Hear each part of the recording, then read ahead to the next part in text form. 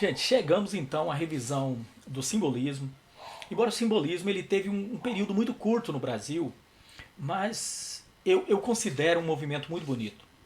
É um movimento já dentro de uma subjetividade diferente um pouco da romântica. E é engraçado, olha, tem essa semelhança.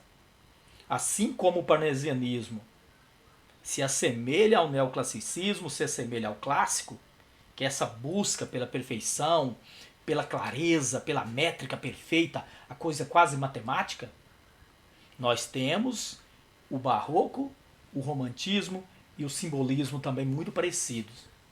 E aí entra aquilo que eu falei para vocês da lei do eterno retorno, defendido por Nietzsche. A lei do eterno retorno, quer dizer, as coisas se repetem na história, mas se repetem com um pouquinho de diferença. Não há nada novo embaixo do sol, mas sempre tem pigmentos, pequenos traços de diferença. É como se fossem aqueles relógios antigos que tinham o pêndulo, né? Que ele vai e ele vem. Ele vai e ele vem. Então nós temos razão, emoção. Dentro da história dos seres humanos, seja a parte realmente história da humanidade, seja estudo dos períodos, das épocas, seja o estudo da arte, o ser humano é sempre movido por razão, emoção. Razão, emoção. Isso se repetindo num ciclo perpétuo. A lei do eterno retorno, mas sempre se repetindo com pigmentos, com características um pouquinho diferentes das anteriores. Assim como o romantismo era subjetivo, tudo focado no sentimentalismo do sujeito, agora nós temos uma subjetividade também no simbolismo. Assim também no simbolismo nós temos uma subjetividade. Mas enquanto no romantismo era uma subjetividade homem, mulher, eu falava desse amor romântico, homem, mulher, aqui no simbolismo é um amor homem, Deus. É um amor espiritual, uma subjetividade que já vai para o lado do místico, do esotérico. É muito interessante essa lógica do simbolismo. É discutir o sentido da existência, a dor de existir. Contexto histórico: Segunda Revolução Industrial. Assim como lá no simbolismo, lá no romantismo, foi a primeira revolução industrial, o burguês alavancando a indústria, só que era um fenômeno. A primeira a revolução industrial ficou um fenômeno muito local, basicamente ali na Europa, na Inglaterra. Quando você tem a segunda revolução industrial, agora nós vamos ter a industrialização em outras partes do mundo. O mundo começa a se industrializar. Na segunda revolução industrial também, nós vamos ter o advento do Fordismo. Ou seja, eu tenho que criar. Surgiu, na verdade, não é que eu tenho, né? Mas surgiu a necessidade das fábricas de produzir mais, em menor tempo e gastando menos. Eu gastar menos para produzir o meu produto, eu conseguir produzir mais em determinado tempo e eu conseguir produzir mais rápido. Foi o Fordismo, o Taylorismo, esses grandes. Na primeira revolução industrial nós tínhamos o carvão como grande alavancador, o carvão e a locomotiva. Agora, na segunda revolução industrial, nós temos o petróleo, nós temos a energia elétrica e por aí vai. Então, é realmente uma segunda revolução da indústria. E nós temos dentro disso tudo também o ser humano sufocado pelas fábricas e agora ele querendo ter mais direitos. O empregado também, aquele que vendia sua força de trabalho, ele também queria alguma coisa para si. Ele queria uma carga horária mais justa, ele queria uma série de pequenos direitos, que nós chamamos de direitos trabalhistas, que tudo aconteceu nessa parte. Cláudio, quando que foi a segunda revolução industrial?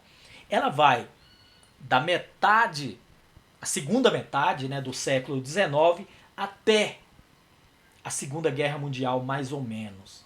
A gente diz mais ou menos porque essa linha histórica, essa linha de tempo, ela não é perfeita. mas a gente pega essas datas para se entender. E o simbolismo? O simbolismo não, o simbolismo no Brasil foi curtinho. Ele começou ali ó, em 1893, já no final do século XIX, e ele não dura muito tempo. Logo nós já começamos aqui, entramos no advento do modernismo, e o pré-modernismo também acontecendo, e o parnasianismo sufoca o simbolismo. O parnasianismo sim foi forte, o simbolismo aconteceu dentro e foi sufocado. Poucos autores, pouca coisa produzida, pouco tempo de movimento. Ele não dura muito tempo aqui no Brasil, ele foi sufocado mesmo. Nós vamos ter. E autores? Temos o Alfonso Guimarães e temos o Cruz e Souza. O Cruz e Souza talvez seja a grande expressão do simbolismo no Brasil. E é o nosso segundo, né, autor negro. Primeiro, Machado de Assis. Embora naquele momento as pessoas negassem que Machado de Assis, que é o escritor realista, negassem que Machado de Assis fosse negro. Ninguém nunca tocou nesse assunto, ninguém falou sobre isso. E a gente tinha até uma ideia de que Machado de Assis não fosse negro. Recentemente é que se aceitou a ideia de que Machado de Assis era um escritor negro. Cruz e Souza não, já um negro realmente assumido. Isso aparece nas suas obras. Inclusive a cor branca é uma das grandes coisas do seu texto. Uma obsessão pela cor branca, por figuras que simbolizavam o branco, como o alvo, o claro. Essas palavras vão circular o texto dele. Chega a ser uma certa obsessão pela cor branca. O uso de adjetivos, o simbolismo também, ele usa bastante adjetivos. E claro, essa coisa do pessimismo. Um pessimismo muito grande diante da existência. E em seus textos vai aparecer essa dor do existir. Dá para dividir mais ou menos a obra de Cruz e Souza em duas partes. A primeira em que ele reflete essa condição de ser negro, essa coisa do preconceito racial, ser um intelectual, um homem da sua inteligência e sofrer esse tipo de preconceito. Se hoje, em pleno século XXI, um negro ainda sofre preconceito, imagina naquele momento, Brasil recém-abolicionista, não era fácil aceitar um negro como intelectual. Então, a primeira parte da sua obra reflete toda essa condição de ser negro naquele momento. E isso mexe com a existência, com a espiritualidade, com a sua filosofia de vida. E a segunda parte da sua obra reflete a condição do homem no universo. É uma coisa mais universal. E é engraçado que aí até se contrapõe um pouco ao romantismo, porque o romântico era a coisa individual. Aqui nós começamos a refletir questões universais. O simbolismo é uma subjetividade universal, enquanto o romantismo é uma subjetividade individual. E aqui vai falar da dor, a dor de existir, a dor da existência. A existência dói, ou seja, muito pessimista mesmo. Musicalidade, poemas com a carga máxima de subjetividade, de musicalidade, aliás. Subjetivo também, claro, mas a musicalidade. Essa musicalidade você vai percebê-la pelo uso de aliteração, que é aquela repetição constante de consoantes. Seria mais ou menos o peito do pé de Pedro é preto, essa repetição do P. É lógico que era uma coisa mais bonita, não era assim tão simples. Mas a repetição de consoantes, gera musicalidade. Essa musicalidade também buscada na assonância, que é a repetição de vogal. E, claro, a sinestesia. O que é a sinestesia? Eu misturar sensações dentro do texto, os sentidos. A sinestesia trabalha com os 5 sentidos. O paladar, a audição, o tato, a visão. Os nossos sentidos, quando eu misturo isso, gera um jogo legal, bonito, de sensações dentro do texto. Influências demais, influências de Baudelaire, do próprio Edgar Allan Poe, e gera realmente efeitos magníficos, efeitos lindos.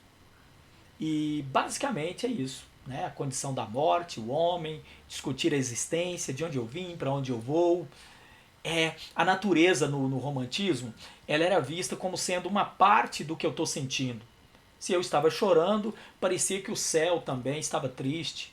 Se eu estava feliz, parecia que as flores estavam cantando, aquele monte de pássaros cantando. É como se a natureza fosse uma extensão do que eu estava sentindo. Dentro do simbolismo, parece que a natureza é mais espiritual, ela é mística, ela ganha novamente aquele ar de misticismo que tinha lá na Idade Média. É como se eu voltasse um pouquinho àquela sensação medieval da natureza é mágica. Então o simbolismo mexe muito com esse lado nosso místico, espiritual e mágico. E dá um efeito muito legal em suas obras, em suas pinturas, na poesia, em tudo que eles fizeram.